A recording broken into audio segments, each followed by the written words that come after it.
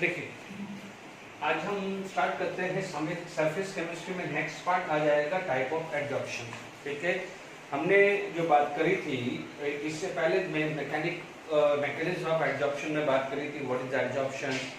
ठीक है, अब हमारे पास क्या है कि type of adsorption we can classified into the physical adsorption and chemical adsorption.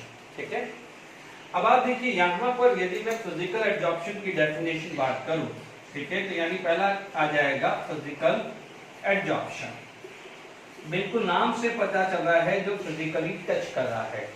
Late it B, यहाँ पर क्या है, if there is the surface of adsorbent, if it is the surface of adsorbent, तो on the surface of adsorbent, यदि surface of adsorbent मान लीजिए ऐसे molecules held हुए हैं and here there is a certain physical force of attraction, for example van der Waals force of attraction, तो यहाँ पर इस टाइप के अट्रैक्शंस को बोला जाता है van der Waals physical adsorption. तो आप क्या बोल सकते हैं, what is the definitions of attraction? The physical adsorption, the adsorption in which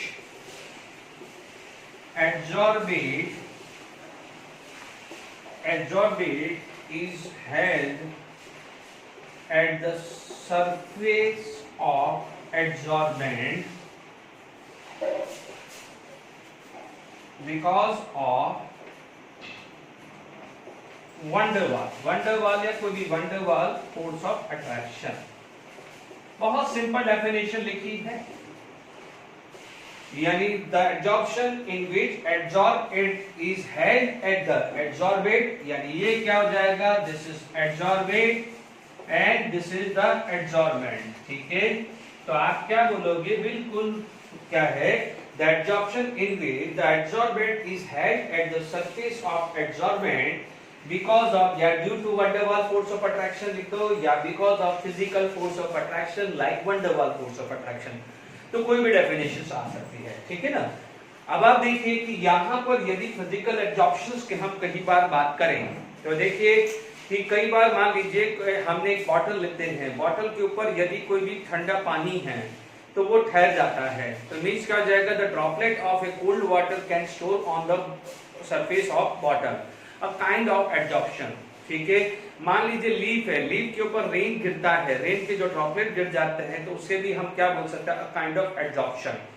ठीक है, तो आप ये चीज ध्यान रखिएगा कि बॉटल के सरफेस पे यदि कोल्ड वाटर रहता है तो उसे क्या बोलते हैं, एडजॉर्प्शन। तो बट यहाँ पर होता है because of physical force of attraction like van der Waals force of attraction. बहुत सिंपल डेफिनेशन लिख दी है मैंने। अच्छा, अब आप देखो फिजिकल एडजॉर्प्शंस के बारे में और आगे बात करते हैं कि इसी में मैं अभी फैक्टर नहीं बता रहा हूं। ठीक है, डायरेक्टली आपको बात करूंगा और आपसे ही पूछूंगा। ठीक है, आपसे ही बात करूंगा, जो आप प्रैक्टिकली हम देखते हैं। देखिए, तो हमने क्या करा कि फिजिकल एडजॉर्प्शन पे बात हुई, हमने क्या करा, एक बॉटल लिया, बॉटल को मान लीजिए उसके ऊपर मान लीजिए कोल्ड वाटर दिया, तो what happen, the droplet of A cold water can store on the bottle. ठीक है, आप immediately what you can do, suppose मान लीजिए वो बॉटल एम्प्टी है तो इसके ऊपर क्या है, वाटर ड्रॉपलेट कोल्ड वाटर की रह जाएगी। इमीडिएटली यदि आप क्या है, हॉट वाटर डाल दें, क्या डाल दें, हॉट वाटर, तो व्हाट हैपन, हट जाएगा, it can escape from the surface of water bottle. ठीक है, यानी पहले क्या हुआ, एडजॉर्प्शन हुआ है, बाद में क्या हुआ है, डिसॉर्प्शन हुआ है। Is it clear? तो मान लीजिए हमारे पास एक वर्ड आता है, क्योंकि मैं इस टॉपिक में सबसे ज्यादा क्वेश्चंस बने हैं और मैं आपको बात करूंगा। ठीक है, बहुत सारे क्वेश्चन तो प्रीवियस ईयर के भी बात करूंगा और कुछ वर्कशीट में भी जाएंगे, तो आपको आइडिया लग जाएगा कितना सिंपल है, डायरेक्ट टेक्स्ट बुक से बेस्ड है। अब आप देखिए यहाँ पर एक वर्ड आएगा which is known as extend to adsorption. Extend to adsorption बोल सकते हो, या इसे आप बोल सकते हो रेट ऑफ एडजॉर्प्शन। क्या बोल सकते हो, रेट ऑफ एडजॉर्प्शन। ठीक है, तो आप उसको रिप्रेजेंटेशन किया जाता है x by m से, it is represent by x by m, क्योंकि आगे जो ग्राफ आने वाले हैं फ्रेंडली आइसोथर्म या लैंगमैन आइसोथर्म है, वहां पर रिप्रेजेंटेशन x by m होगा। तो मैं अभी से इसकी एक नॉलेज दे देता हूं। where x it is equal to mass of adsorbate and m it is the mass of adsorbent. ठीक है, IVAS में यानी for a given mass of a adsorbent, what is the mass of a adsorbate get adsorbed on the surface, उसको बोलते हैं x by m. It is known as extent to the adsorption या rate of adsorption. अब आप देखो in physical, अभी मेरे पास topic physical चल रहा है, मैंने अभी केमिकल बात ही नहीं करी है, तो ध्यान रखना x by m is inversely proportional to temperature यदि फिजिकल एडजॉर्प्शन की बात करूं. ठीक है, क्या हुआ कि यदि टेम्परेचर बढ़ा, टेम्परेचर बढ़ेगा तो रैंडमनेस बढ़ेगी, काइनेटिक एनर्जी बढ़ेगी. But we know that for the physical adsorption या for any adsorption delta H should be less than 0, यानी रैंडमनेस कम हो जाती है. रैंडमनेस बढ़ जाएगी तो क्या हुआ, डिसॉर्प्शन स्टार्ट हो जाएगा. Is it clear? तो टेम्परेचर बढ़ेगा, if we increase the temperature the value of x by m can decreases, यानी rate of physical adsorption is going to be decreases. मैं ये किसकी बात कर रहा हूं, सिर्फ physical adsorption की, chemical adsorption पे मत लगा दीजिएगा. अब आप देखिए यदि मैं ग्राफिकली बात करूं x by m versus t का ग्राफ यानी टेम्परेचर का ग्राफ, ठीक है, तो हमारे को क्या मिलेगा, ऐसा मिलेगा, यानी जितना टेम्परेचर लोअर होगा उसका एडजॉर्प्शन ज्यादा होगा. As the temperature increases the adsorption get decreases. ठीक है, तो यहां पर हमारे पास बात हुई है. Is it clear to all of you? तो एक ग्राफ आपका यहां पर ये चीज आ सकता है. ओके एक ठीक है, तो ये ग्राफ क्लियर हो गया आपको. ठीक है, तो x by m ये अपने पास आ गया है टेम्परेचर, है ना. अब मान लीजिए हमारे पास फिजिकल एडजॉर्प्शन पर पहला ग्राफ तो आई होप क्लियर हुआ. ग्राफिकल क्वेश्चंस आए हैं, graphical question J W mains advance में आए हैं, तो ग्राफ समझ लेना बिल्कुल सीधा है, आपके सामने है. मान लीजिए हमारे पास कोई एक ग्राफ ऐसा प्लॉट करते हैं, लेट इट बी हमारे पास ऐसा है, तो ये हो जाएगा डिस्टेंस, यानी this is the distance between, this is the distance between adsorbate molecules and adsorbent molecules. मैंने सिंपल लिखा है और यहां पर लिखा है एनर्जी, क्योंकि हमने क्या पढ़ा है कि during the physical adsorption surface energy is going to be decreases. Is it clear? तो मान लीजिए यहां पर 0 है. ओके, अब मान लीजिए यहां पर क्या है कि this is the distance between, suppose यहां पर मॉलिक्यूल्स है, ठीक है, स्टेबल है, थोड़ा स्टेबल है, तो मान लीजिए उसकी एनर्जी थोड़ी सी नेगेटिव पे ले लेते हैं. देखो 0 नेगेटिव कुछ ले. अब आप देखो जैसे जैसे पास आएगा तो दिस एनर्जी का जो ग्राफ है वो कुछ ऐसा जाएगा, कुछ ऐसा जाएगा. यानी आप देखेंगे कि एक पॉइंट आएगा जहां पर ये जो है यहां पर इस पॉइंट के ऊपर एडजॉर्प्शन अकर होगा. दिस क्या होगा, यहां पर एडजॉर्प्शन अकर होगा. Is it clear to all of you? बात समझ में आ रही है कि नहीं आ रही है? This is going to be a adsorption occur होना चाहिए. ठीक है, क्योंकि आपको क्या पता है कि जैसे जैसे मॉलिक्यूल्स पास आएंगे, for example these are the adsorbent, these are the adsorbent molecules.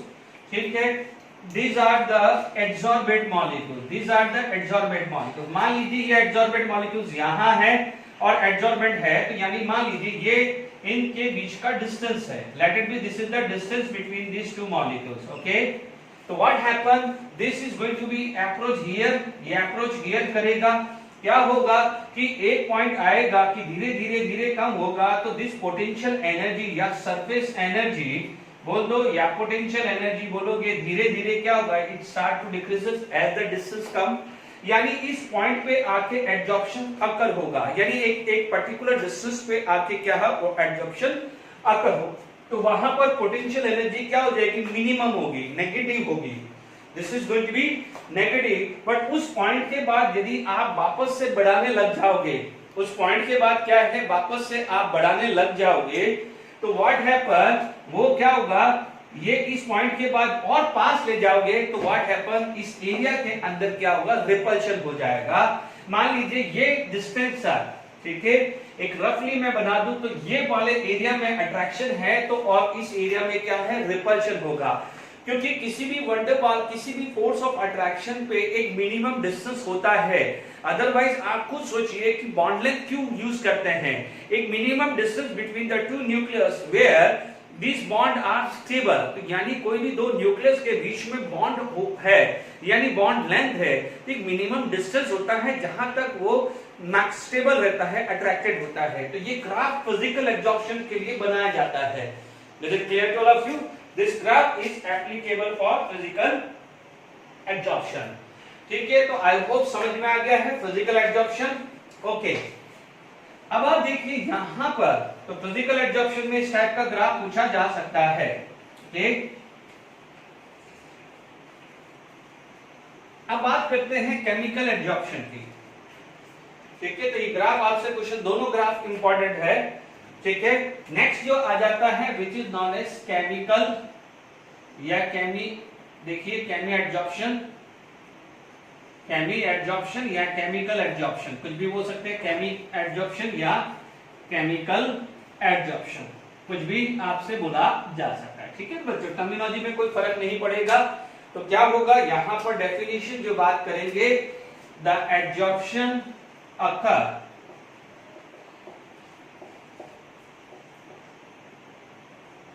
adsorption of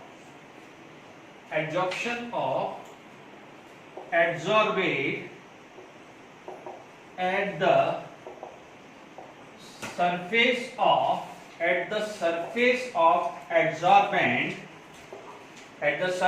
of adsorbent due to chemical bond। वो क्या था बच्चों, पिछला क्या था, ड्यू टू फिजिकल अट्रैक्शन या फिजिकल अट्रैक्शन यानी वंडरवॉल फोर्स ऑफ अट्रैक्शन, जबकि यहां पर क्या है, due to chemical bond, simple bond. It is just like a chemical bonding, यानी जो कैटलिस्ट जैसे वर्क करते हैं, कैटलिस्ट कैसे वर्क करते हैं वो इस टाइप से है।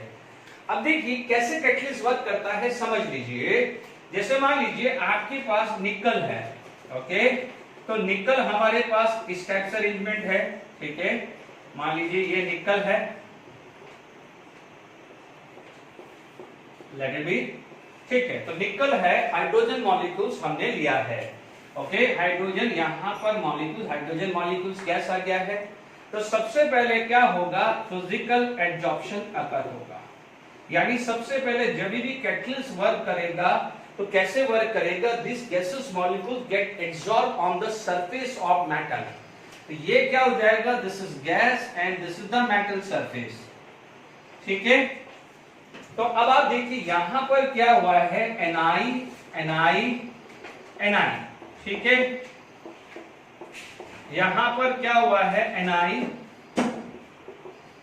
ठीक है, ये आया है। अब सबसे पहले जो है हाइड्रोजन जो है वो एक पर्टिकुलर डिस्टेंस पे आके एब्जॉर्ब हुआ है। ठीक है, फिर क्या हो जाएगा, नाउ आफ्टर दिस क्या है, केमिकल एब्जॉर्प्शन आकर। ठीक है, इसको क्या है, केमिजॉर्प्शन भी बोल सकते हैं, कई बार केमिजॉर्प्शन भी वर्ड आ जाता है, केमिजॉर्प्शन है ना, तो वो जरा देख लेना। तो मैं सिंपल केमिकल एब्जॉर्प्शन है, ठीक है, केमिजॉर्प्शन भी बोलते हैं या फिजिजॉर्प्शन भी बोलते हैं, आप तो सिंपल है। तो आप देखेंगे यहां पर क्या होगा, यानी सबसे पहले गैसेस मॉलिक्यूल सरफेस पे अट्रैक्ट होगा, एकदम बॉन्ड नहीं बनाएगा, सबसे पहले सरफेस के कांटेक्ट में आएगा। जब सरफेस के कांटेक्ट में आएगा उसे बोलेंगे फिजिकल एब्जॉर्प्शन। फिर धीरे धीरे बॉन्ड बनाएगा, एकदम नहीं बनाता है। तो ठीक है, तो धीरे धीरे जब बॉन्ड बनाएगा तो व्हाट हैपन, ऐसा स्टेज आएगा।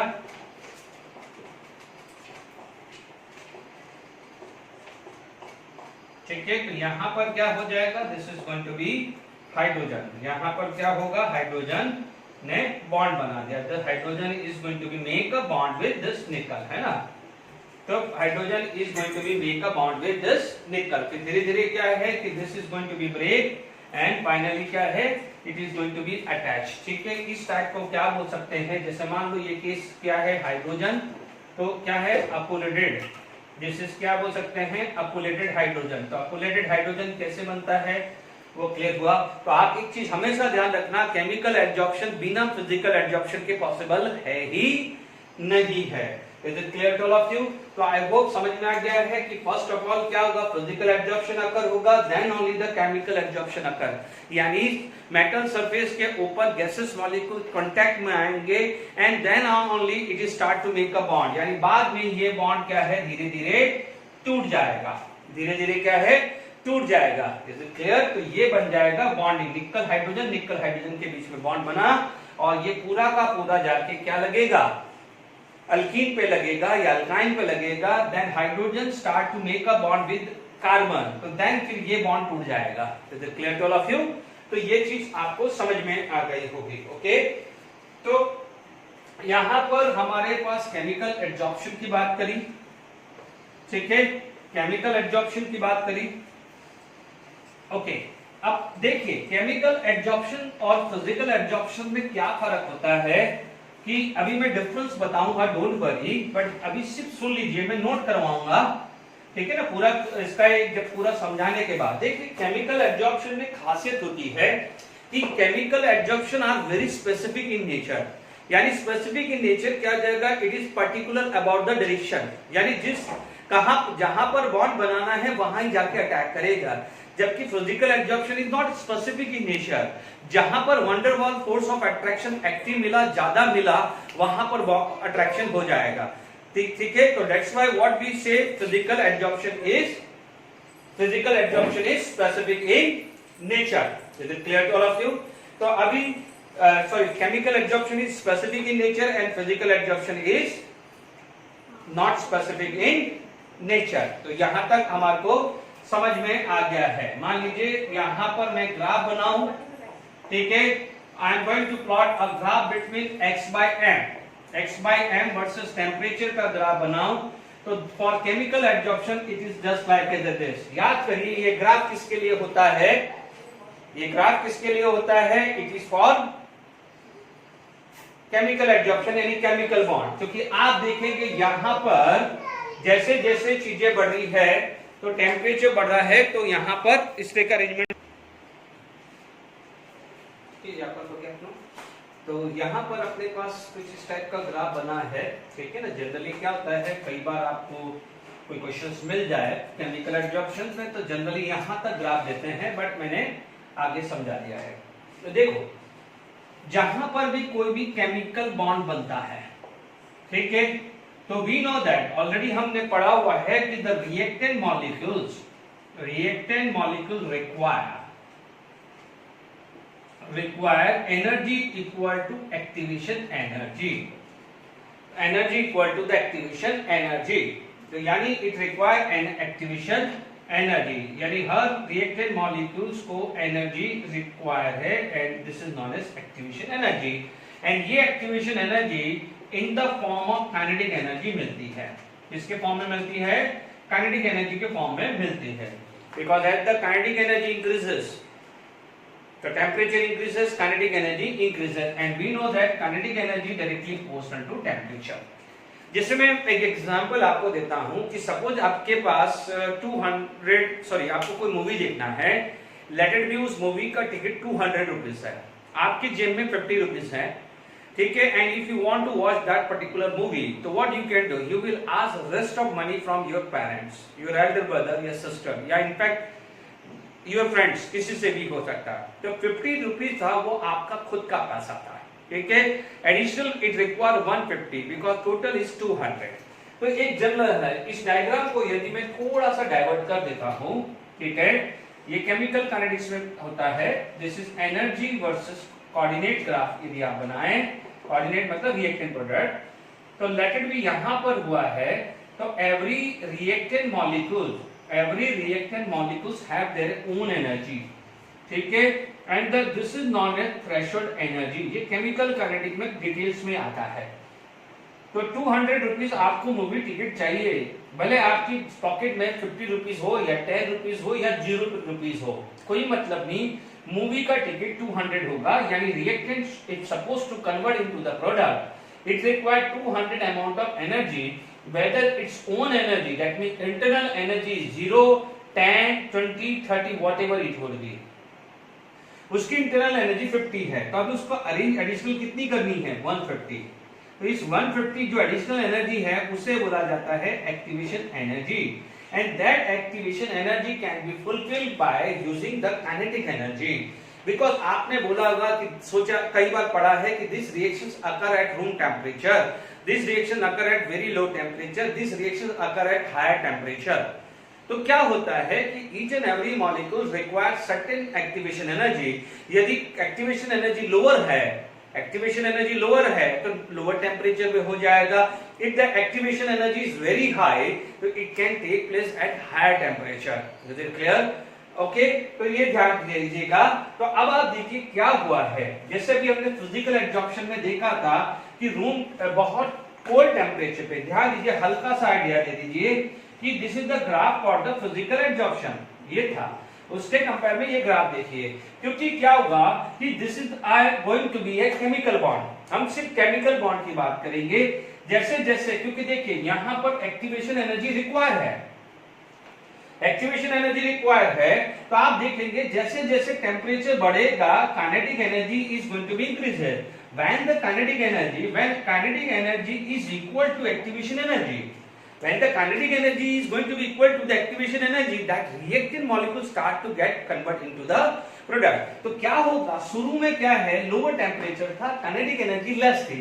जैसे जैसे टेम्परेचर बढ़ा kinetic energy is going to be increase, और एक स्टेज पे जो इस टेम्परेचर पे kinetic energy, here the kinetic energy equal to activation energy, तो यहां पर क्या हुआ, केमिकल एब्जॉर्प्शन अकर हो जाएगा।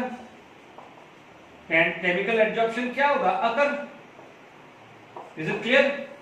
अब आप देखो केमिकल एब्जॉर्प्शन अगर हुआ तो जनरली तो ग्राफ इतना होता है, बट फिर ये बोला जाता है कि टेम्परेचर बढ़ाने के बाद केमिकल एब्जॉर्प्शन क्या होना चाहिए, कम हो जाना चाहिए। वैसे नहीं होता है, प्रैक्टिकली यहां तक ही होता है, यहां पर तो कोई बात नहीं है, बट जनरली कई बार ग्राफ ऐसे बना होता है कि यहां तक ही बना होता है। ये प्रैक्टिकली पॉसिबल नहीं है, दिस ग्राफ, ये जो साइड है ये प्रैक्टिकली पॉसिबल नहीं है, क्योंकि एक बार केमिकल बॉन्ड बनने के बाद थोड़ी वापस से टूटता है। यानी केमिकल एब्जॉर्प्शन ऐसा नहीं है, chemical absorption is irreversible, whereas the physical absorption is reversible. इसका मतलब फिजिकल एब्जॉर्प्शन में क्या हुआ है, याद करिए, बॉटल के अंदर वाटर ड्रॉपलेट आए थे, यानी एब्जॉर्प्शन हुआ, गर्म पानी डाला तो क्या हुआ, वाटर ड्रॉपलेट वापस से एस्केप हो गए। इसका मतलब क्या हुआ, एब्जॉर्प्शन हुआ, बट जैसे जैसे टेम्परेचर बढ़ाया तो क्या हो जाएगा, डिजॉर्प्शन हो जाएगा। यानी वाटर ड्रॉपलेट उस मेटल सरफेस के ऊपर कम रह जाएंगे कि नहीं रह जाएंगे काइबास में। तो physical absorption is reversible, whereas the chemical absorption is irreversible। Don't worry, मैं वर्बली बोल रहा हूं, मैं पूरा टेबल बनाऊंगा, it is given in NCERT text books. ये दोनों का डिफरेंस है वो एनसीईआरटी बुक में दिया हुआ है, ठीक है। तो यहां तक है, बट आपको यहां तक भी ग्राफ दिया हुआ है तो you can accept this graph, and in fact you graph भी दिया है, तो डोंट वरी, आप अज्यूम कर लीजिए कि भाई इस टेम्परेचर के बाद इतना बढ़ाएंगे तो केमिकल एब्जॉर्प्शन कम होगा, बट प्रैक्टिकली ये पॉसिबल नहीं है, ध्यान रखिएगा। तो this is the graph for chemical absorption, this is for physical, बात हो चुकी है। एक्टिवेशन एनर्जी का खास ध्यान रखना है, क्योंकि अभी मैं जो चीज पढ़ाने जा रहा हूं वो ध्यान से सुनना, ठीक है। अब आप देखिए यहां पर हम बात करें तो केमिकल एब्जॉर्प्शन की,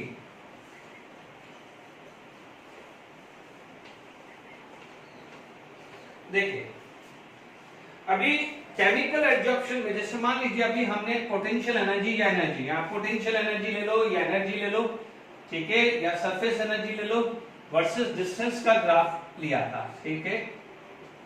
अब आप देखिए यहां पर जब केमिकल एब्जॉर्प्शन हो रहा है तो मान लीजिए यहां से आया,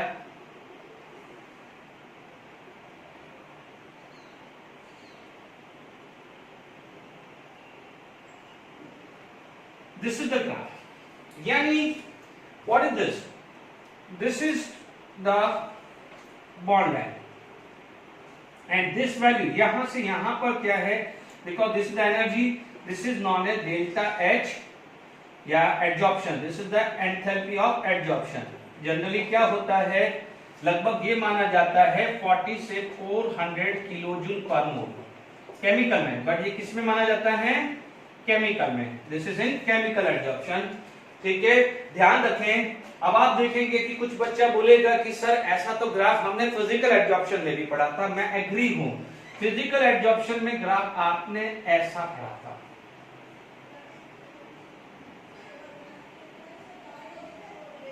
ठीक है। फिजिकल एब्जॉर्प्शन में जो ग्राफ था वह ऐसा था, यहां पर डेल्टा एच थी, मैं एक्सेप्ट कर रहा हूं, ठीक है। This is for absorption and this value is somehow 20 to 40 kilo joule per mole. यानी आप देखेंगे कि फिजिकल एब्जॉर्प्शन में क्या है, हीट रिलीज क्या होगी, लेस होगी। हीट रिलीज क्या होगी, लेस होगी। यदि हीट रिलीज लेस होगी और यहां पर हीट रिलीज मोर होगी, तो जो कंपोनेंट है या प्रोडक्ट है will possess the more potential energy, here the component possess less potential energy, और less potential energy का मतलब होता है more stable। और प्रैक्टिकली हमें भी पता है कि केमिकल बॉन्ड होगा तो वो काफी स्ट्रॉन्गर होगा as compare to the physical absorption, ठीक है। ध्यान दीजिएगा, यहां से डिस्टेंस देख लीजिए, यहां डिस्टेंस मोर है, यहां डिस्टेंस लेस है, ठीक है। अब आप एक चीज का ध्यान से समझ लीजिए, एक बहुत इंटरेस्टिंग चीज आ रही है, ये ग्राफ से समझ में आ रही है कि मान लीजिए दो एड्जॉर्बेंट है, यहां पर एड्जॉर्बेंट है, ठीक है, यहां एड्जॉर्बेंट है और ये एड्जॉर्बेंट है यहां पर। तो जैसे जैसे पहले पास आएगा तो what happen, it start to physical absorption, ठीक है। जाएगा। अब आप देखो फिर वापस से वो अपना रास्ता मोड़ लेगा, क्योंकि यदि प्योरली केमिकल एब्जॉर्प्शन आना है तो उसको इतना टाइम लगेगा, ठीक है। अब आप देखो, इमेजिन करके चलिए कि जब इसको फिजिकल से केमिकल को टर्न मानना है, ठीक है ना, कई बार अपन जाते हैं तो हमें एकदम पता चलता है कि यार ये लॉन्ग रास्ता है, बट हमारे को कोई गूगल मैप बता देता है कि नहीं यार, you can take a left turn, it is मतलब smaller route as compare to जो आप कंपैरेटिवली जा रहे हैं। तो व्हाट यू कैन डू, आप फटाफट से टर्न मार लेते हो कि नहीं मार लेते, बस वैसे ही समझ लो।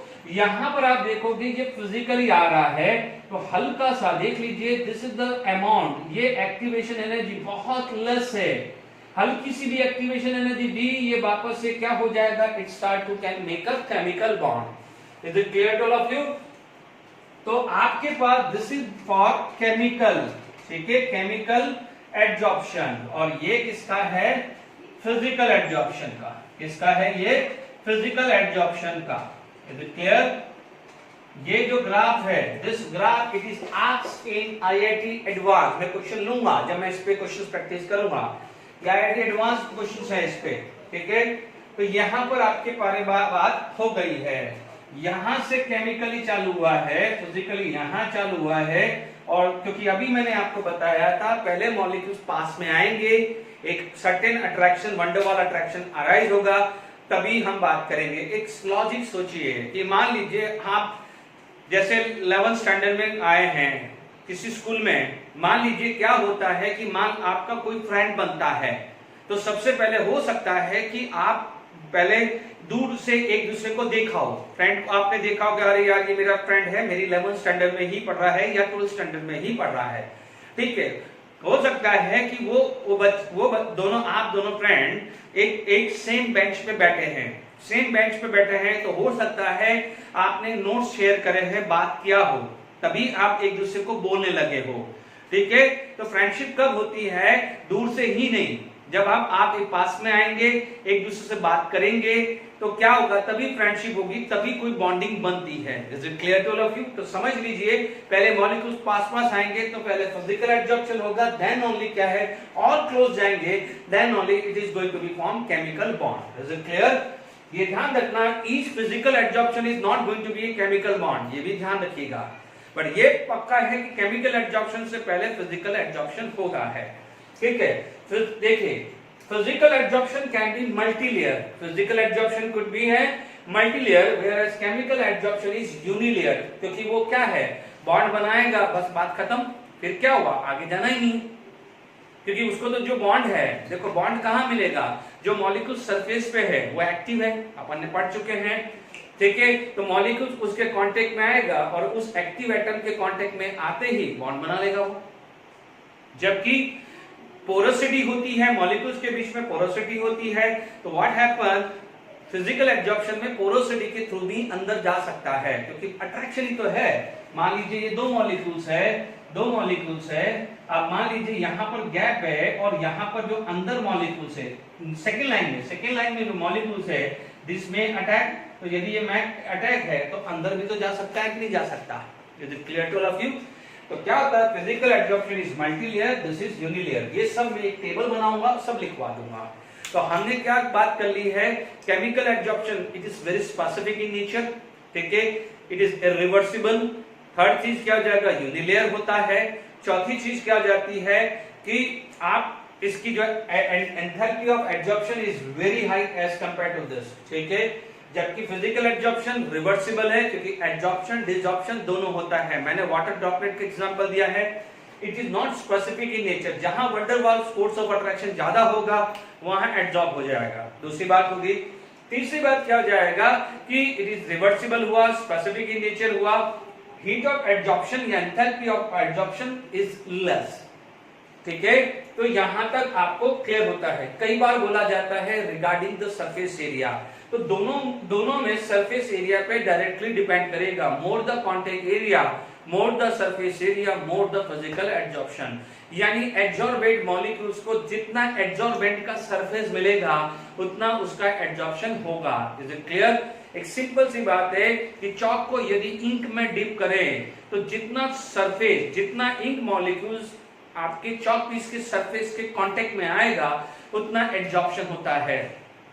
देखिए, आप कई बार आप देखते हैं कि जब स्वीट्स बनाते हैं तो कई बार बहुत हाई क्वांटिटी में लेते हैं, तो जो व्हाइट शुगर आती है वो छोटे छोटे ब्लॉक फॉर्म में आती है।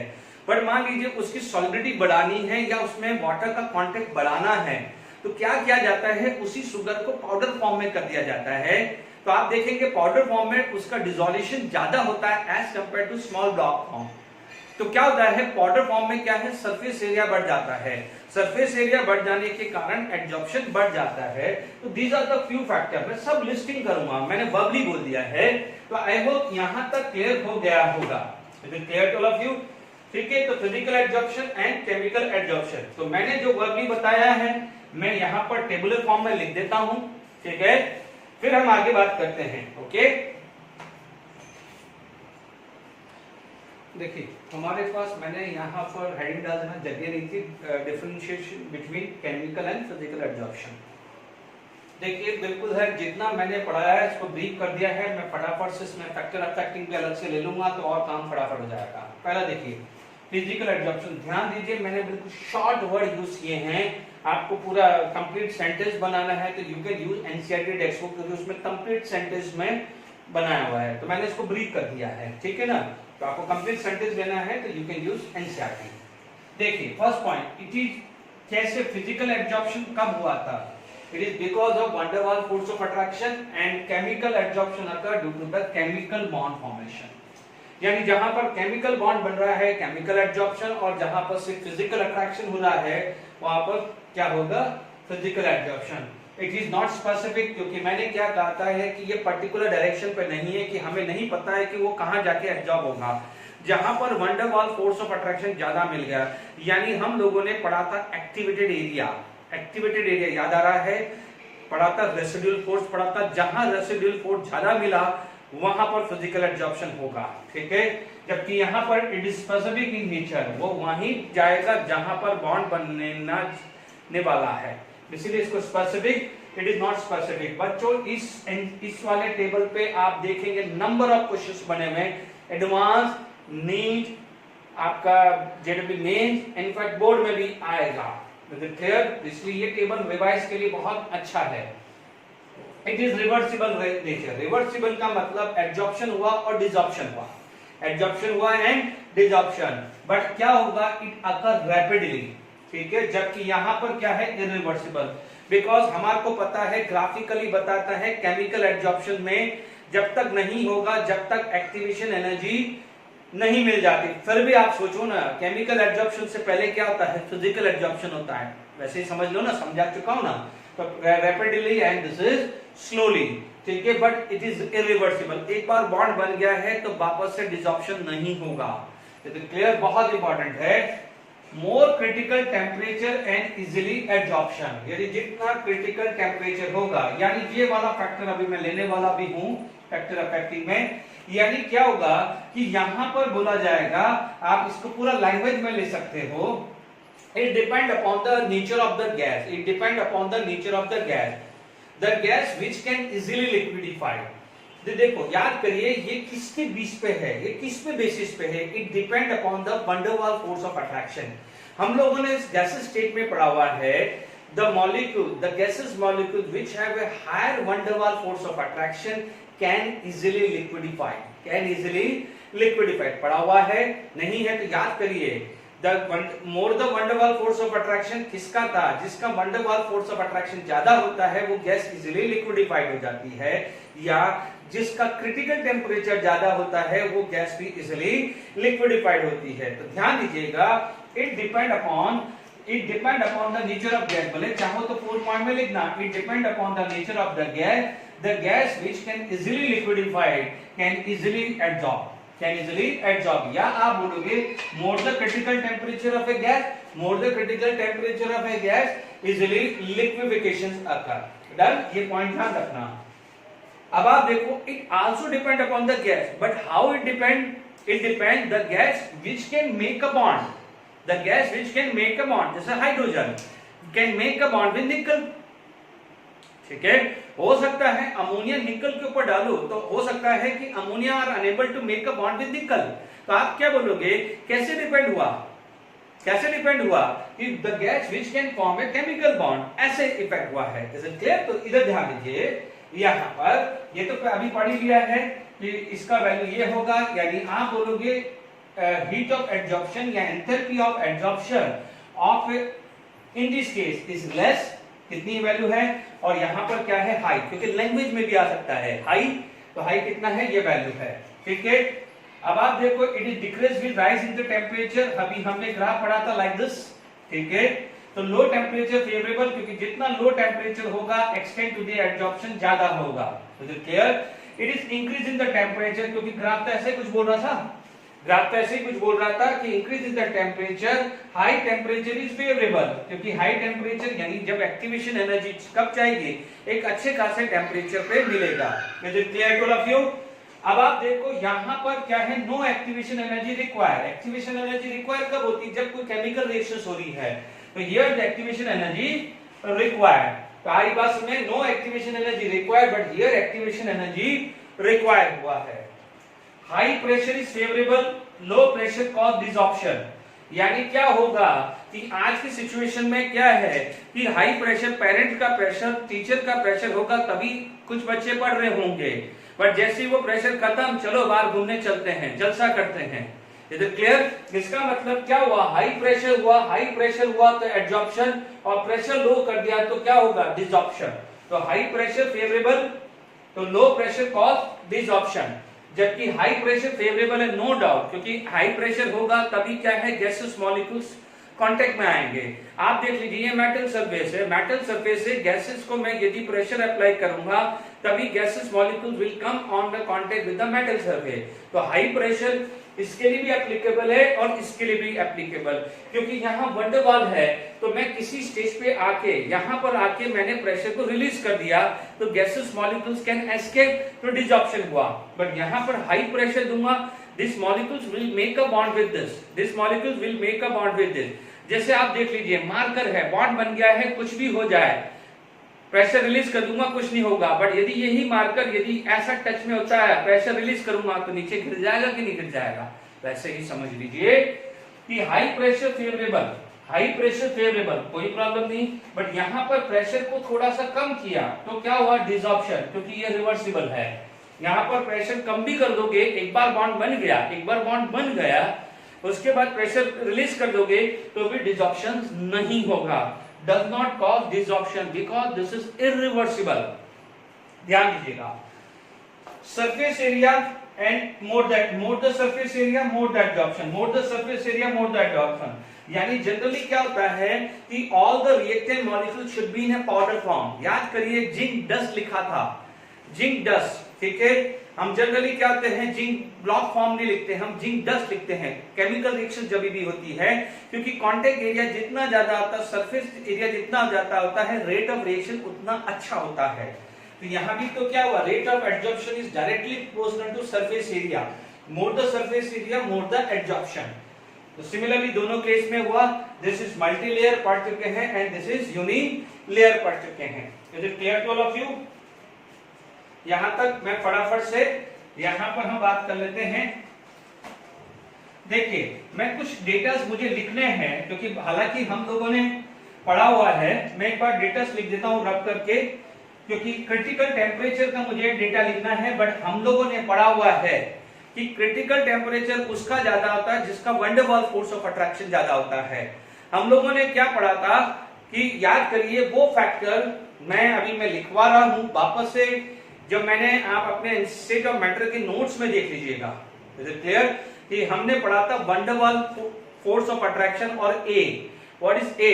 ए indicate intermolecular force of attraction, more the value of A easily the liquefaction. A indicate करता है फोर्स ऑफ अट्रैक्शन, ठीक है। अब उसी से 8A/27R, इससे हमने क्या निकाला था, क्रिटिकल टेम्परेचर भी निकाला था, याद आना चाहिए। Is it clear? मैं वैल्यू लिखनी है, इसलिए मैं एक मिनट, ये रब भी हो जाएगा, वैल्यू लिख रहा हूं, ठीक है। देखिए फैक्टर अफेक्टिंग द एडजॉर्प्शन, हालांकि ये फिजिकल एडजॉर्प्शन के लिए ही है कि नेचर ऑफ ए गैस, तो these are the critical temperature. क्योंकि सिर्फ मुझे डेटा लिखना था कि भाई मान लीजिए कभी आपको कभी जरूरत पड़ जाए, तो मैं जस्ट उसके लिए मैंने टाइम मांगा था। तो देखिए मोर द क्रिटिकल टेम्परेचर, हम लोगों को पता है कि ये these are the temporary gas. Temporary gas का क्या होता है, लिक्विफिकेशन लेस होता है। परमानेंट गैस का मोर लिक्विफिकेशन होता है, ये पढ़ा चुका हूं। परमानेंट गैस में भी क्या हो जाएगा, पोलर गैस का क्रिटिकल टेम्परेचर ज्यादा होता है और नॉन पोलर गैस का क्रिटिकल टेम्परेचर कम होता है। Is it clear? तो आप ये ध्यान रखेंगे, तो this is the more the critical temperature. आपको ये भी पता है कि यहां पर पहला क्या आएगा, क्रिटिकल टेम्परेचर हायर होगा, तो we know that liquification higher होता है, ये पढ़ा हुआ है। तो यहां पर क्या है, रेट ऑफ एडजॉर्प्शन। बच्चों में रेट ऑफ एडजॉर्प्शन बोलूं या एक्सटेंड टू द एडजॉर्प्शन, एक ही बात है। यानी जिस गैस का क्रिटिकल टेम्परेचर ज्यादा होगा, रेट ऑफ एडजॉर्प्शन ज्यादा होगा। पहले आप देख लीजिएगा पोलर, पोलर के बाद क्या जाएगा, नॉन पोलर, और नॉन पोलर के बाद टेम्परेरी गैस। टेम्परेरी गैस वो होती है जो फर्दर डिसोशिएट नहीं हो सकती, H2, O2, N2। अब मान लीजिए यदि किसी में, मान लीजिए कोई बच्चा बोलेगा ये दोनों के दोनों टेम्परेरी है, तो ध्यान दीजिएगा ए की वैल्यू यानी स्मॉल ए की वैल्यू क्या होगी, it is directly proportional to bond length, यानी जिसका बॉन्ड लेंथ ज्यादा होता है उसकी ए की वैल्यू ज्यादा होती है। इतना ध्यान रखना है। Nitrogen is more than hydrogen, तो इस तरह से आप याद रखिएगा, इस पे क्वेश्चन आया हुआ है। क्या देखेंगे, पोलर परमानेंट, एपोलर टेम्परेरी, सॉरी मैं उल्टा बोल गया, this is permanent, this is temporary, ठीक है। टेम्परेरी जो डिसोशिएट हो जाता है, परमानेंट जो डिसोशिएट नहीं होता है। Permanent polar, this are the permanent polar, ये क्या हो जाएगा, पोलर परमानेंट, ठीक है। This is the polar non polar permanent. क्या कर रहा हूं मैं, टेम्परेरी, सॉरी ये टेम्परेरी, और ये क्या हो जाएगा, परमानेंट। Is it clear? तो ये ध्यान रखना है, ठीक है। नेचर ऑफ गैस क्लियर हो गया है। हालांकि अब आप देखो सेकंड जो फैक्टर आता है, नेचर ऑफ एडजॉर्बेंट, ठीक है। हम शुरू से ही पढ़ चुके हैं, इनमें मैं टाइम ज्यादा नहीं वेस्ट करूंगा, फटाफट से इस पूरे के पूरे इसको मैं क्विक रिवाइज करा देता हूं। तो क्या है, फटाफट से जो पढ़ाया है ना पूरा table, nature of adsorbent, nature of adsorbent, ठीक है। सिर्फ इतना ध्यान रखना है, एल्यूमिना, सिलिका, एनिमल चारकोल, ठीक है, ये बहुत अच्छे, these are the very good adsorbent, ठीक है। तो जब भी आपको क्रोमेटोग्राफी करनी है या जहां पर एडजॉर्प्शन करवाना है, better to select alumina, silica या एनिमल चारकोल। इनका तो हाइड्रेशन एनर्जी बहुत ज्यादा आता है, बीइंग ए स्मॉलर साइज, और it is porous in nature. जितना पोरस होगा, जैसे स्पंज होता है, स्पंज क्या होता है, पोरस होता है, तो वाटर एब्जॉर्ब ज्यादा करता है ना, तो वैसे ही समझ लीजिए being a porous in nature, इसके अंदर एब्जॉर्प्शन कैपेसिटी ज्यादा होती है। ठीक है, अब आप देखो नेचर ऑफ एब्जॉर्बेंट आ गया। तीसरा आपका था सरफेस एरिया, तो डायरेक्ट लिख दो, ज्यादा मत टाइम करो, x by m यानी rate of absorption is directly proportional to surface area. ठीक है, अब आप देखो चौथा क्या था, टेम्परेचर, यानी आप क्या प्रीफर करोगे, पाउडर फॉर्म। पाउडर फॉर्म का जो एब्जॉर्प्शन है वो ब्लॉक फॉर्म से अच्छा होगा। Is it clear? क्योंकि पाउडर फॉर्म में कांटेक्ट एरिया ज्यादा होगा। टेम्परेचर की बात करें तो फिजिकल एब्जॉर्प्शन, ठीक है, टेम्परेचर बढ़ाया तो फिजिकल एब्जॉर्प्शन कम हुआ, टेम्परेचर बढ़ाया तो केमिकल एब्जॉर्प्शन बढ़ेगा, ये पढ़ा हुआ है। ठीक है, टेम्परेचर। मान लीजिए प्रेशर की बात करूं, प्रेशर की बात करूं तो मान लीजिए यहां पर प्रेशर मैंने बढ़ाया है, ठीक है, तो एब्जॉर्प्शन क्या होगा, बढ़ेगा। Is it clear? बच्चों एब्जॉर्प्शन लिख दे या एक्सटेंड टू एब्जॉर्प्शन लिख दे या रेट ऑफ एब्जॉर्प्शन लिख दे, एक ही बात है। तो ये चीज हमने पढ़ा हुआ है। कई बार क्या हो जाएगा, थिकनेस ऑफ गैस बोल देगा कि यदि थिकनेस ऑफ गैस ज्यादा होगा तो एब्जॉर्प्शन बढ़ेगा। ठीक है, वो टाइप पास है। ठीक है, specific in nature, not specific in nature, तो आई होप ये मैंने क्लियर कर दिया है। Is it clear? कि प्रेशर बढ़ाओगे तो एब्जॉर्प्शन, बट ध्यान रखना फिजिकल एब्जॉर्प्शन में लो प्रेशर पे डिजॉर्प्शन होता है, जबकि केमिकल एब्जॉर्प्शन में लो प्रेशर पे डिजॉर्प्शन नहीं होता। एक बार बॉन्ड बन गया तो बात खत्म। ठीक है, मैंने आज आपको केमिकल और फिजिकल एब्जॉर्प्शन पे बारे में बात करी है। अब मैं कुछ क्वेश्चन डिस्कस करता हूं अभी तक जो एग्जाम में आए हुए हैं, ठीक है, या मैं कुछ प्रैक्टिस करवाता हूं। टॉपिक लूंगा फिर प्रैक्टिस कराऊंगा, टॉपिक लूंगा प्रैक्टिस, तभी आपका कॉन्फिडेंस बढ़ेगा। Is it clear? देखिए आपके पास कुछ न्यूमेरिकल्स लाया हूं और ये ना, पहले ये वाला क्वेश्चन कर लेते हैं जेडब्ल्यू एडवांस 2013 का। मैं जान करके एडवांस से बहुत सारे क्वेश्चंस हैं, कुछ क्वेश्चन तो मैं जो जेडब्ल्यू मेंस के हैं पुराने AIEEE वाले, वो तो मैंने वर्कशीट में आपको दे दिए हैं। ठीक है, आप देख लीजिए। Methylene blue inside text book में पहले ही पैराग्राफ में लिखा हुआ है, फिर भी नहीं पता तो ध्यान दीजिए। Methylene blue is from it aqueous solution is absorb on activated charcoal, यानी physical absorption. Is it clear? क्या हुआ है, physical absorption at 25 degree Celsius. For this purpose the correct statement is the absorption require activation. क्या physical absorption activation energy require करता है? नहीं। बना क्या था ना अभी? ठीक है, the absorption is accompanied by decrease in enthalpy. Yes, आप बोलते हैं कि when the absorption occur surface energy is going to be decrease. Graph बनाया था, ग्राफ आया था, नीचे आया था, पोटेंशियल एनर्जी कम हुई थी, तो आप बोलोगे yes this is the right answer. फिर भी देख लो, एब्जॉर्प्शन इंक्रीज हुआ टेम्परेचर इंक्रीज करने पे। नो, क्या पढ़ा था अपन ने, ग्राफ अपन ने पढ़ा था फिजिकल एब्जॉर्प्शन में, ग्राफ ऐसा पढ़ा था, टेम्परेचर बढ़ाएंगे, this is the graph x by m versus t, on increasing the temperature rate of physical absorption is going to be decreases। Clear हुआ? And physical absorption is reversible, यानी absorption भी होगा desorption भी होगा। तो ये भी क्या हुआ है, रॉन्ग। आप इमेजिन कर दो जेडब्ल्यू एडवांस 2013 का क्या क्वेश्चन है। जो बच्चे वीडियो बोर्ड वाले भी देख रहे हैं तो वो भी आप देख लीजिए कि सिर्फ यहाँ पर ये टैग लगाने से घबराना नहीं है। ये दिमाग में ये नहीं आना चाहिए कि ये हमारे बोर्ड में नहीं आएगा, वो तो उठा के दे देगा, इसमें कहाँ दिक्कत है।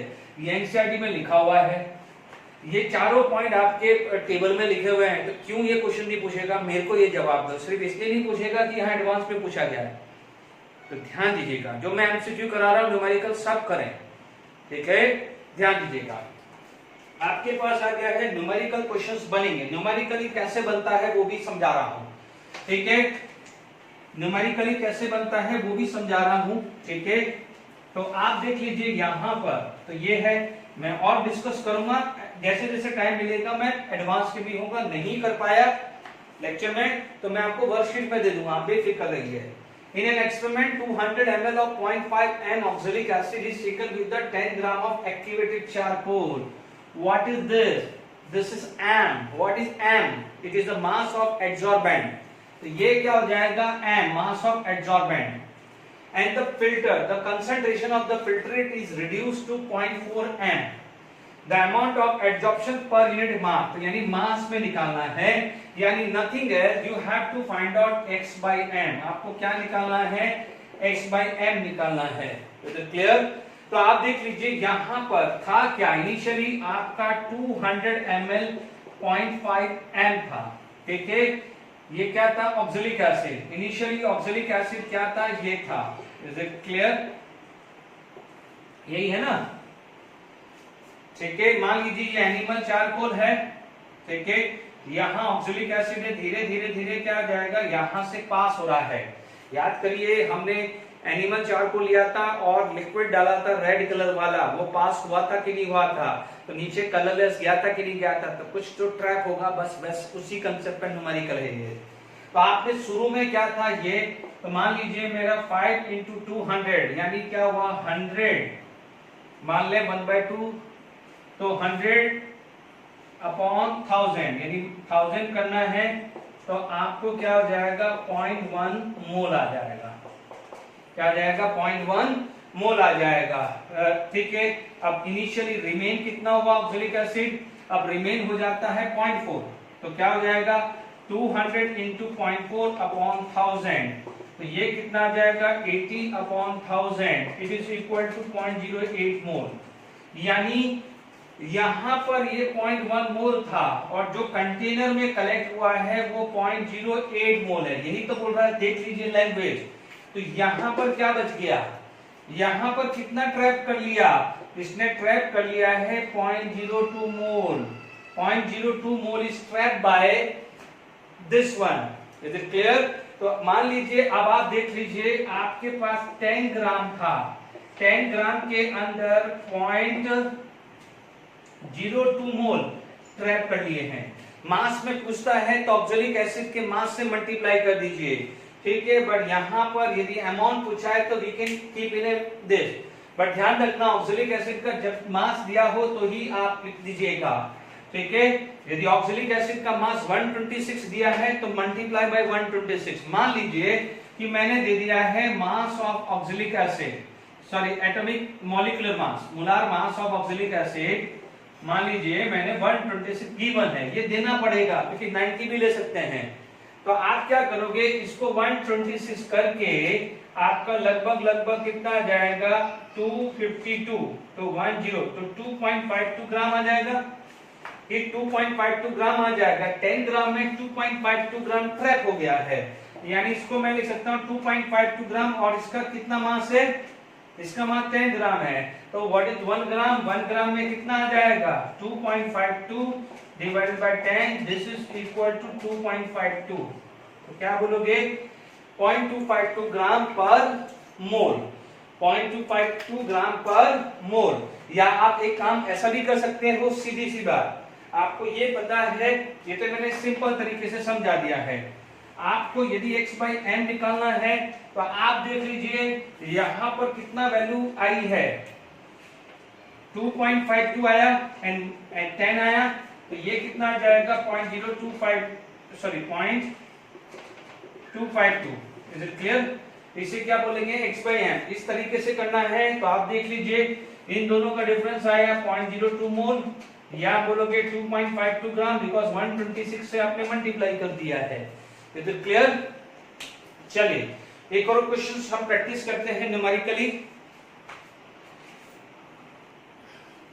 देखिए बहुत कॉम्पैक्ट करके लिखा है बट 1 by 1 है करेगा, बिकॉज मेंस एम्स क्वेश्चंस लाया हूं। इससे पहले जो थे एक और क्वेश्चन है, बट ठीक है टाइम रहता है तो इस लेक्चर में लूंगा, नहीं तो अदरवाइज और लेक्चर पे लूंगा, नेक्स्ट लेक्चर पे ग्राफिकल वाला, ठीक है ना। तो मैं जो ग्राफ वाला क्वेश्चन जो है ना, वो जो केमिकल एब्जॉर्प्शन वाला बनाया था, वो ग्राफ आईआईटी एडवांस का क्वेश्चन है, तो वो मैं नेक्स्ट लेक्चर में ले लूंगा, डोंट वरी, यदि ये खत्म नहीं हुआ तो।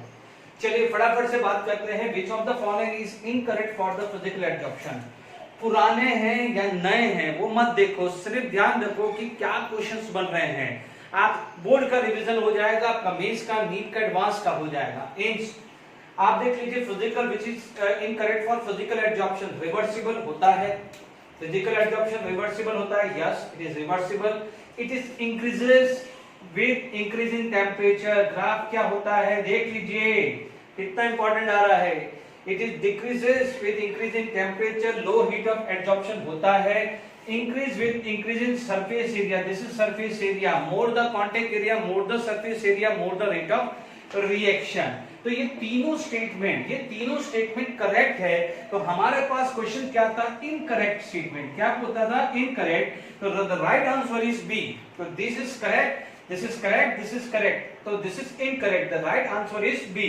तो हमारा आंसर क्या हो जाएगा, बी। तो हमारे पास क्या हो जाएगा, आंसर बी आ जाएगा, because these are the correct statement. तो ये करेक्ट स्टेटमेंट है, ठीक है। तो ये सब क्या है, करेक्ट स्टेटमेंट है। तो ध्यान दीजिएगा। तो हमारा इनकरेक्ट पूछा गया है, तो ये सी आ गया है, तो ये डी आ गया। तो आई होप बिल्कुल सिंपल है, अपने टेक्स्ट बुक में भी दिया हुआ एनसीईआरटी बुक में। तो जो बच्चे क्वेश्चन मार्क मत करना, मैं आपको सब कुछ करा रहा हूं, आपके सामने ही पढ़ा रहा है और आपके सामने एग्जाम है। नहीं हो तो डाउनलोड करके देख लीजिए, दुनिया भर के पेपर अवेलेबल है। The physical absorption of a gas on the surface is due to, सिर्फ van der Waals force of attraction है, पहला ही लाइन है ना, it is due to the van der Waals. No covalent bonding नहीं है, hydrogen bonding का दूर दूर तक नाम ही नहीं है, ऑल ऑफ दिस होता ही नहीं है, क्योंकि कोवेलेंट बॉन्ड कहां आएगा, केमिकल एब्जॉर्प्शन में। हाइड्रोजन बॉन्डिंग होता ही नहीं कुछ यहाँ पर, ऑल ऑफ दिस तो आएगा नहीं। तो देख लीजिए van der Waals force of attraction, जो नीट वाले बच्चे हैं, एम्स के क्वेश्चन सही है। Is it clear? Which is not a characteristic of physical absorption, it is reversible होता है, it is increase। देख लो ये दोनों क्वेश्चन सामने ही दिख रहा है आपको, इनकरेक्ट में पूछा है, which is not characteristic, AIIMS में भी आया है और जेडब्ल्यू में 2003 में भी है। Is it clear? Reversible, increase with increase in temperature, delta H and delta H both negative, mechanism में यही पढ़ा है, और it is spontaneous, yes, absorption is spontaneous and in that case delta H and delta S is negative. बिना ये दोनों के ना तो फिजिकल एब्जॉर्प्शन होगा ना केमिकल एब्जॉर्प्शन होगा, वो तो प्रैक्टिकल है, तभी तो हमने इनिशियल मैकेनिज्म ऑफ एब्जॉर्प्शन में पढ़ लिया है। तो आप देख लीजिए कि मैंने जो क्वेश्चंस आपको पढ़े हैं, अभी आप देख लीजिए ये 4 प्रीवियस ईयर के क्वेश्चंस मैंने करवाए हैं आपको, डिफरेंट एग्जाम्स में पूछे गए हैं। एक और क्वेश्चंस है, एक या दो क्वेश्चंस और है ग्राफिकली, वो मोस्ट प्रॉब्ली मैं नेक्स्ट लेक्चर में ले लूंगा, ठीक है। अब आप देखिए, जो मैंने आपको एक क्वेश्चन प्रैक्टिस में करवाया है उसी पे बेसिस क्वेश्चन है। इससे पहले ऑक्सैलिक एसिड था, मीन्स में पूछ लिया है एसिडिक एसिड, फर्क कुछ नहीं है। आप देख लीजिए इनिशियल क्या था आपके पास, एनिमल चारकोल ये है, यानी सॉल्यूशन में जो एम है वो क्या है, 3 ग्राम है। एम कितना है, 3 ग्राम है, ठीक है। अब आप देखिए यहां पर पूछा गया है acidic acid, acidic acid initially कितना है, 50 और ये है 0.06, ठीक है। CH3COH है, इसका मोलार मास कितना होता है, 60 ग्राम। बच्चों बोर्ड वाले बच्चे ध्यान रखना, एनसीईआरटी एग्जामिनर में इस टाइप के क्वेश्चंस हैं, तो आप ये ध्यान रखना कि बोर्ड में भी ये इस टाइप के क्वेश्चन पूछे जाएंगे न्यूमेरिकली, तो ये भूलना मत, इसलिए मैं एनसीईआरटी एग्जामिनर बात कर रहा हूं, ठीक है, गलती मत करना, ठीक है। 50 इंटू 0.06, तो ये कितना रहा है, 5 6 30, 300, तो ये करीब 300 मिली मोल आ रहा है, ठीक है ना। मैं मिली मोल ही रखा हूं क्योंकि यहाँ पर मिलीग्राम में पूछा गया है। Is it clear? अब आप देखो ये कितना रह गया है, 50 इंटू 0.042 रह गया है। Is it clear? तो आपके पास क्या हो जाएगा, आप कैलकुलेट कर सकते हैं, हालांकि मैं टाइम नहीं वेस्ट करूं तो मैं मेरा कैलकुलेटर यूज कर लूं, 0.042, ये आ रहा है 2.1, ये 2.1, तो 0.9 मिलीमोल बच गया, यानी ये this get absorb by charcoal ने ये एब्सॉर्ब कर लिया है। अब आप देखो 0.9 इंटू 60, ये आ रहा है 54, कितना आ रहा है, 54, तो ये कितना आ रहा है, 54 मिलीग्राम, गलती मत करना है, ये आया 54 मिलीग्राम। जैसे देख लीजिए 0.9, तो 0.9 इंटू 60, क्योंकि मोलार मास कितना है, 60, तो it come to be 54 milligram. क्योंकि मैंने मिली मोल को मोल में कन्वर्ट नहीं किया है, इसलिए मिलीग्राम है, गलती मत करना। सबसे पहला ऑप्शन क्या दिया हुआ, 54, ठीक है। बच्चे लोग फटाफट से 54 मत कर देना। क्या पूछा गया है, अमाउंट ऑफ एसिडिक एसिड पर ग्राम ऑफ चारकोल। तो ये जो मास 54 आया है वो 3 ग्राम में आया है, तो x by m कितना हो गया है 54/3, क्योंकि 3 ग्राम ने 54 मिलीग्राम ट्रैप किया है। 3 ग्राम ने 54 मिलीग्राम ट्रैप किया है, हमें पर ग्राम चाहिए। पहले वाले में क्या था 10 ग्राम था ना, वही है ना क्वेश्चन। ये इनिशियल था, ये रिमेन हुआ आफ्टर फिल्ट्रेशन। ये क्या है इनिशियल था, फिल्ट्रेशन के बाद इतना बच गया, तो एब्जॉर्ब कौन करेगा, इतना ही करेगा ना, समझाया हुआ है ना। तो आप क्या बोलोगे 1 ग्राम में कितना आ जाएगा 18 मिलीग्राम। तो दिस इज द आंसर, क्योंकि पर ग्राम पूछा है। कहां गया, यस। ये देख लीजिए कितना स्मार्टली दिया हुआ है। पहला ऑप्शन ही 54 दिया है कि बच्चा ये पर ग्राम नहीं पढ़े तो 54 ग्राम टिक कर दें, पर ग्राम है तो 18 मिलीग्राम आएगा। आई होप हो गया है, टाइम भी हो गया है। तो मैं नेक्स्ट क्लास के अंदर ही वो ग्राफिकल रिप्रेजेंटेशन जो आया हुआ है केमिकल और फिजिकल एब्जॉर्प्शन का ग्राफ वाला क्वेश्चन, वो मैं नेक्स्ट लेक्चर में ही लेता हूं, ठीक है। अदरवाइज यदि वर्कशीट में आ गया है क्वेश्चन जो मैंने दी है, तो आप उसमें भी कर सकते हो। तो आज के लेक्चर के लिए इतना ही काफी। Thank you very much.